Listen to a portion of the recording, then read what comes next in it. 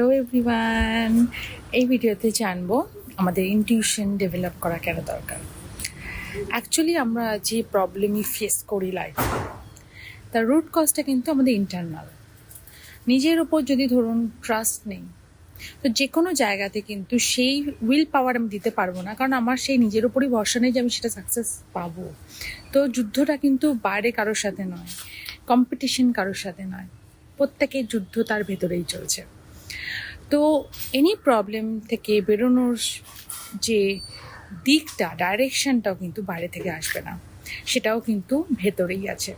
তো intuition develop করলে কি হয় না, আমাদের হার্ট একটা এমন একটা সিস্টেম যে হার্টের থ্রু দিয়ে অনেক ইনফরমেশন আমাদের গুরুর ইনফরমেশন, আমাদের অনেক আইডিয়াস, সব কিছু আমাদের লাইফে আসে। তো এনি প্রবলেমে প্রথম কাজ হচ্ছে রিল্যাক্সেশন। যতটা পারা যায় নিজের physical body, emotional body, mental বডিকে রিল্যাক্স করা যতটা পারা যায়। তারপরে নিজের হার্টে জিজ্ঞেস করা যে এই প্রবলেম আমি ফেস করছি, সেখান থেকে কী করে বলবো। যখনই রিল্যাক্স হবেন তখনই দেখবেন কিছু ideas as a Whisper, as a vision এই রূপে আসতে থাকবে। সো সেটাই কিন্তু ইনটিউশন। ইনটিউশন আর ইমাজিনেশন কিন্তু আলাদা। ইমাজিনেশন হলে কিন্তু আপনি লাইফে সেটা সাকসেস পাবেন না। ইনটিউশনের মাধ্যমে যে ইনফরমেশন আসছে সেটা কিন্তু সাকসেসের দিকে নিয়ে যায়।